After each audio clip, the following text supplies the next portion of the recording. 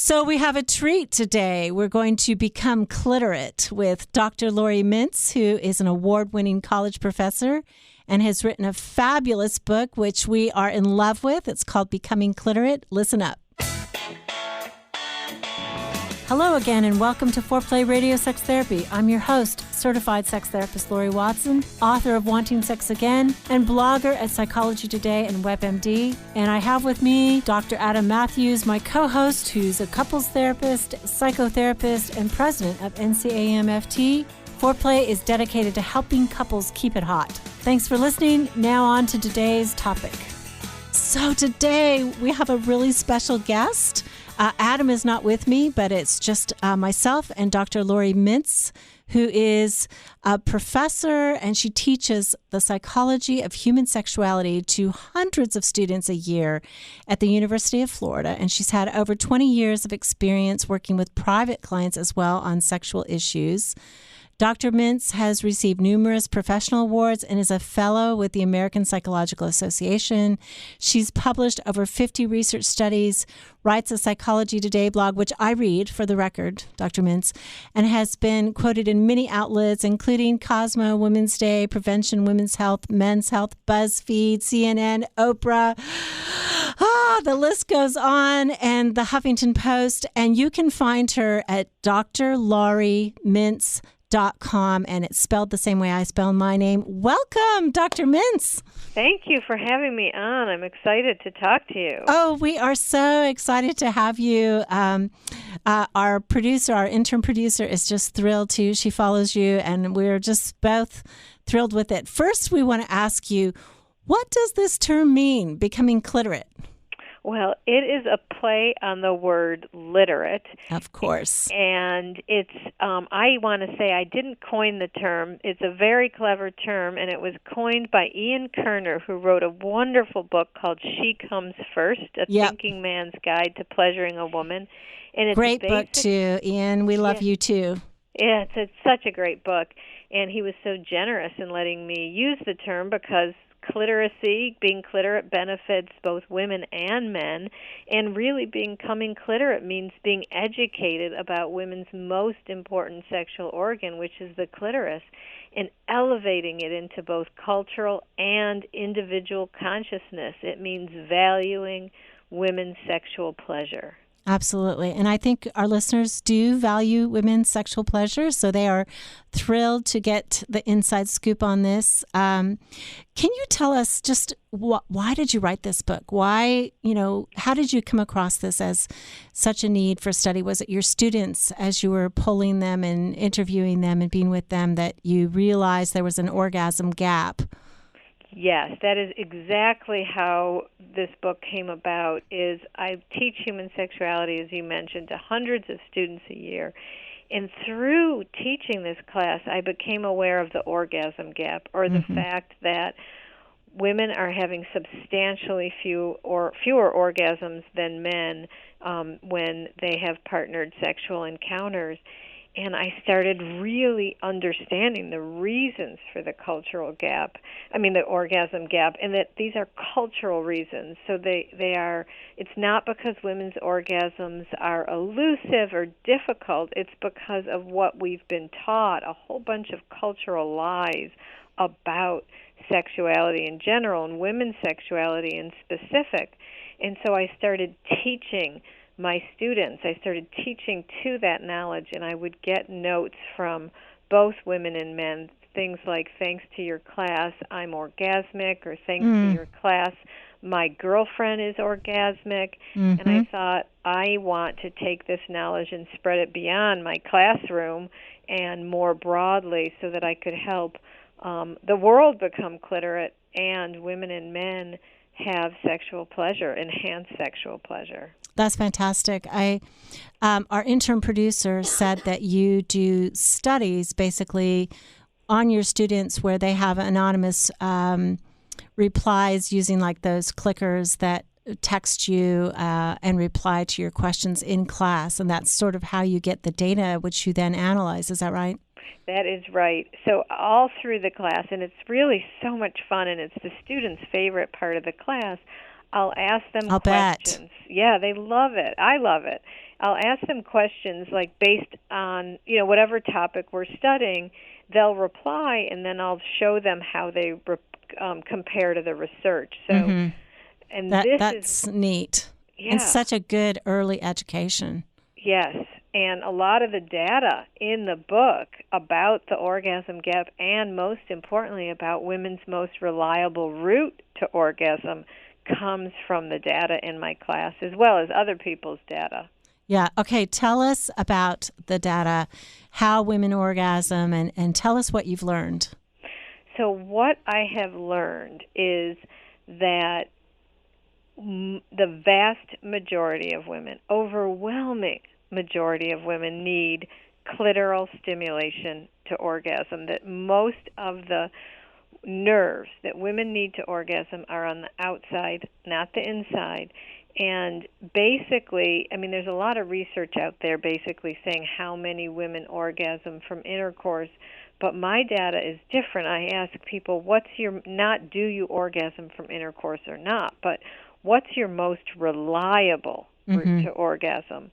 And only across thousands and thousands of students across many years, only 4% say penetration, thrusting alone. And the rest okay, wait. You got to say that for my audience one more time. Say it again. Say it louder. Loud and clear. Only 4% of women say that a thrusting penis alone is their most reliable route to orgasm. Right. And of course, it's because the nerve endings, are in the clitoris, on the outside, as you said, of the vulva, not the inside of the vagina. It makes so much sense if you're a woman. But I think that porn and the culture really tells both men and women that it's not that way. What percentage of women orgasm with their partners? And, tell us about that. Right. Well, if it's okay, first let me just underscore what you just said about porn. It basically, what you see is the man puts his penis in the woman's vagina with very little warm up, and she's instantly having an orgasm. And in real life, that's not how it works. And we've all been fed this lie. But instead, there are some women that orgasm most reliably from clitoral stimulation alone, oral sex, manual stimulation, a vibrator. I think about 34% is what I found. And then about 43% say their most reliable route is coupling penetration and clitoral stimulation. And there's different ways to do that, which I'm happy to get into. Yeah, tell us. Absolutely. So there's the sort of way where you get indirect stimulation, where you rub your clitoris against your partner's penis or pelvis. Pelvis, and as you are having intercourse. And that works for some women, but for some it's just not direct enough. Right. So for those women, having them reach their hand down and stimulate themselves, there is nothing wrong with that, or use a vibrator on themselves during intercourse. Or there's even some amazing couple vibrators, wearable vibrators. For example, there's cock rings that go on the penis that have a clitoral vibrator extending to it. So that is one way to get clitoral stimulation during intercourse. But I also want to really emphasize it's really okay not to both come during intercourse. It's really okay to have a turn-taking model. Right. And I think so many men are taught that they've failed if they don't bring her to orgasm through sexual intercourse, which makes them often try to last so long that her tissue is actually rubbed raw, and it isn't a pleasant experience for her. And for him, there's so much pressure. Oh my gosh, I have to stay hard for so long to have her reach orgasm. And of course, that's problematic for him too, that kind of pressure. Absolutely. And that's why this turn-taking model, I think it works so beautifully, because you can immerse in your own pleasure have an orgasm. Your partner can immerse in his own pleasure, have an orgasm, and there's much less like pressure and performance. So, and it can be, it can be oral sex where she comes and then intercourse where he comes, or it can be enough fooling around where she's aroused enough for penetration. He has an orgasm, and then they use the vibrator on her. And either way, that turn-taking model is such a beautiful way for many couples to take the pressure off a man's penis to perform the impossible. Yeah, exactly. So the turn-taking, I mean, that's brilliant. It just, I think that so many couples would be so relieved and would enjoy the experience more if they thought of it that way. Absolutely, because along with these, false images of women orgasming during intercourse, then they also orgasm at the same time as their partner. Of course, right. And I'd love to know the stats on that, which are, 0.04%? Exactly. And it's very hard to be mindful and immersed in your own pleasure when you're trying to, time an orgasm. It's just antithetical to having an orgasm, which is just fully immersing in your own sensations and your own pleasure. And I have seen this turn-taking model really, really enhance couples' sex lives. And I just highly recommend it. Now, of course, if a woman really loves coupling penetration and clitoral stimulation, there's absolutely nothing wrong with that either, but also really try not to time it like, we have to do it at the same time. It can still be somewhat of a turn-taking model. You can still be immersed in your own pleasure. That's right. Can you tell us how the gender inequality came about? I mean, what are the cultural issues that have affected us, maybe besides porn? Yes, and this has been for a very long time. Sure. An overvaluing of intercourse and a devaluing of clitoral stimulation. And some of it stems back to, procreation. Male ejaculation and orgasm are more essential, obviously, or are essential for procreation, whereas female orgasm isn't. But that doesn't fully account for the weight with which the female orgasm has been sort of discarded or not valued or not really, or a lot of ignorance surrounding it. And it goes all the way back to Freud, who said that clitoral orgasms were immature and vaginal orgasms were mature. And he went so far as to say that as a woman matures, she'll transfer, because he knew about the importance of the clitoris, that she'll transfer her good feelings from her clitoris to her vagina. And that's just absurd. That's like saying when you grow up, you'll start eating with your nose instead of your mouth. We don't change our biology as we age. Yeah, our anatomy doesn't change, it turns out. Exactly. I mean, But I imagine, too, that actually the inequity extended even before Freud, right? Oh, yes. I mean, I think that this has been in some cultural history, scary for women to become sexual beings and to have power in and of themselves. There's been all kinds of things that have led to this inequity. Absolutely. We have a huge, long history of being fearful of, ignoring, devaluing women's sexuality and women's sexual pleasure.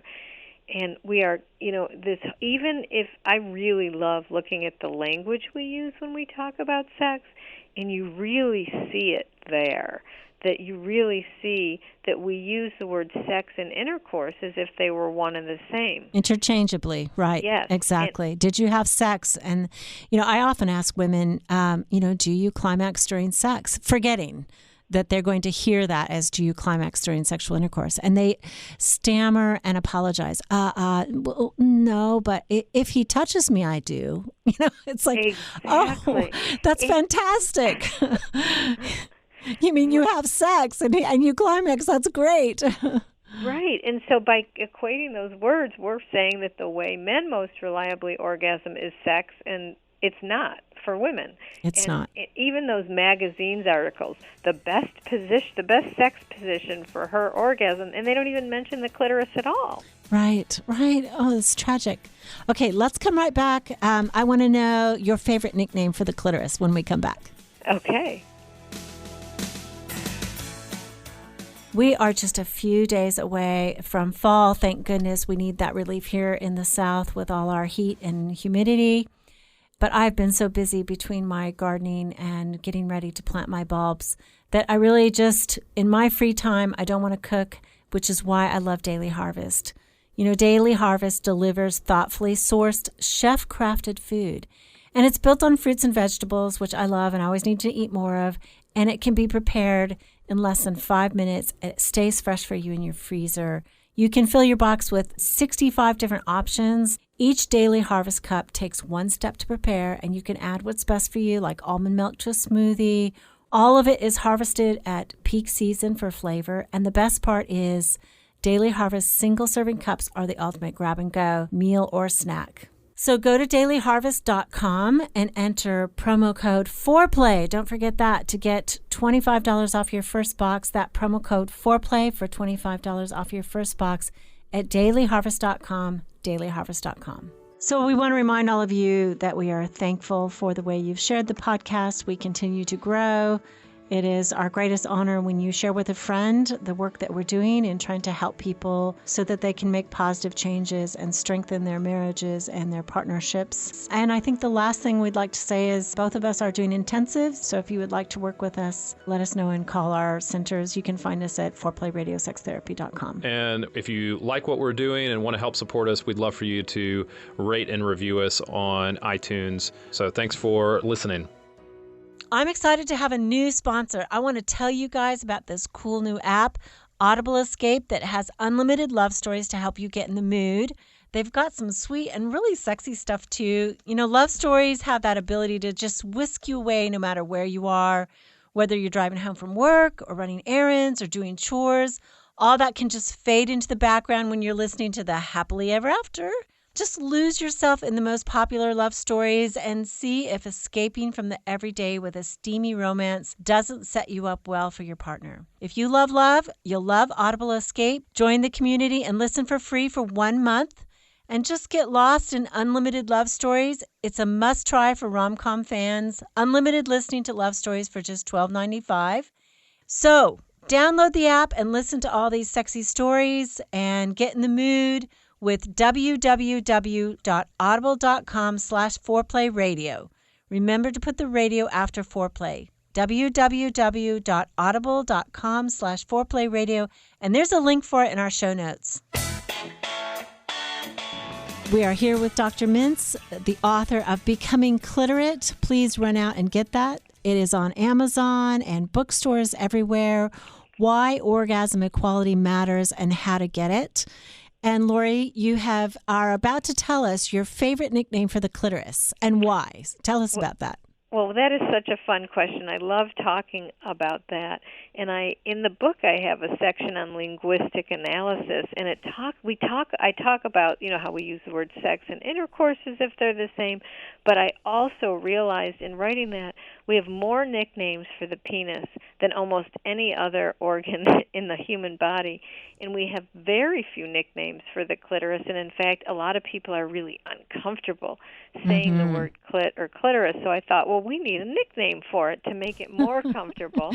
More familiar, more fun. What's the nickname? Well, I have two. Okay. When I started thinking about this, I started thinking we call the penis by men's names. Yes. And Dick, right. And Peter. Peter, right. And it gives it like a life unto itself. And so I thought, well, let's find a woman's name. And when I did that, the name Tori popped out of clitoris for me. I love it. So I love the word Tory, but then I started talking to young women, and they were like, no, because I know a Tory, and I couldn't use that word. And so then I came up with the term Clio, which in Greek means glory and fame, and I thought, well, there we go. Let's call her Clio. And then the end, I decided it doesn't really matter what we call her at all. Let's just start talking about her loud and proud. That is wonderful. I love that. Clio or Tori, either of those great names. I think, too, it's a way that it's an integration of your body, the way that men name themselves and are so playful. And I think that's what you're getting at, is women need to integrate, own their clitoris with a name or thinking about it or being able to talk about it. Exactly, because what is not named doesn't exist or isn't attended to. And what is not exist and not attended to is somehow or another covered in shame and badness, right? Right, and it goes hand in hand, no pun intended, about how we call our entire genitals a vagina. Right, and it's not. That's not. There's only one part that's the vagina. Oh, I'm so glad. Okay, talk about that, because I hear that all the time. So the vagina is the hole, in the cavity, the canal, where right? Penises go in and babies come out. The rest is called the vulva, and it includes the inner lips and the clitoris and the mons pubis, which is that kind of fatty area above, right above the genitals or on the genitals. And those are all of the parts that are just chock full of touch-sensitive nerve endings. And that's touching the vulva is what brings most women to orgasm. But when we call our entire genitals a vagina, we're linguistically erasing the parts of ourselves that give us the most pleasure, and we're naming our entire genitals by the part that gives our male partners, the most pleasure, not ourselves. That's true. And I just kind of like the word linguistic. I just want to linger there for a minute. It's kind of a sexy word too, like cunnilingus, right? Talking to the clitoris. Yeah, it's sexy. Okay, can you talk about why it's important for women to really take pleasure into their own hands and explore their bodies and learn what they like so that, they can learn how to orgasm? Absolutely. The most essential step to orgasming with a partner is masturbation, is taking matters into your own hands. Because unless you know what you like, you won't be able to teach a partner that. And so many times we know, here's another really wonderful statistic. When women pleasure themselves, 99% stimulate themselves externally. Right. Sometimes alone, sometimes coupled with penetration. Yet with male partners, they just assume, oh, I don't need that. I'll just orgasm from penetration alone. But no, the essential step is getting the same kind of stimulation alone. So finding that out by yourself, what turns you on, what brings you to orgasm, and then being able to show or tell your partner, that's the essential piece of the puzzle. That's how a woman communicates and becomes orgasmic with her partner, right? Being able to show, being able to talk about it and tell. Would you say that's what's needed, or what else might be needed? So there's several things that are needed. Knowing what you like through self-pleasure, feeling that you are equally entitled to pleasure as your partner, being able to be, not up in your head and, do I look okay? Is it taking too long? Have I got the laundry folded? Yeah, exactly. What am I making for the kids' lunch tomorrow? Exactly. And then Stop already. Yes. And so all of those are ingredients, but to me the essential ingredients are truly knowing what you like and then being able to communicate that and then fully immerse in your own pleasure and feel entitled to that. I think what you're saying is so important. And what would you say to the partner who says, I am desperate to please her, but she won't tell me what she likes. I don't even think she knows what she likes. I think she's never masturbated. And can you speak to his frustration when he's really a guy who does want her to have equal pleasure and does want her to have orgasm, but it seems to happen by chance versus with intention because she won't talk about it? Right. And I talk to so many men like this, and there's been a lot of like male bashing about women's lack of orgasm, and I don't buy that at all. Most of the men I talk to desperately want to please their partner. Me too. Yeah, it's so important to them. They may sometimes be misguided from our cultural lies about what that is. Yes. Or in this case you're talking about, their partner may not know or be able to say. So I would say to that person, have a sit-down talk, not in bed, not during sex, just I would like to talk to you about something where there's time and space, and really own your desire to please her and say, I really love you. I really love having sex with you. I really want you to have pleasure. I really want you to tell me what you need. And if you don't know, like maybe we could figure it out together, or maybe we could even go to a sex therapist or read some books, or read some books together or watch some videos. There's a great site called OMG Yes that talks about this, that shows this. And I would love us to get comfortable together so that I can bring you to orgasm, I can be part of your orgasm, and that so we both can share in this wonderful experience together.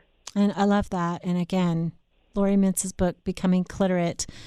Could you tell us, though, maybe just a little bit before we let you go, about the reasons some women have shame about this and are unable to kind of explore their bodies, somehow or another feel like it's bad or wrong, and haven't done that work, which is, I think, essential, right?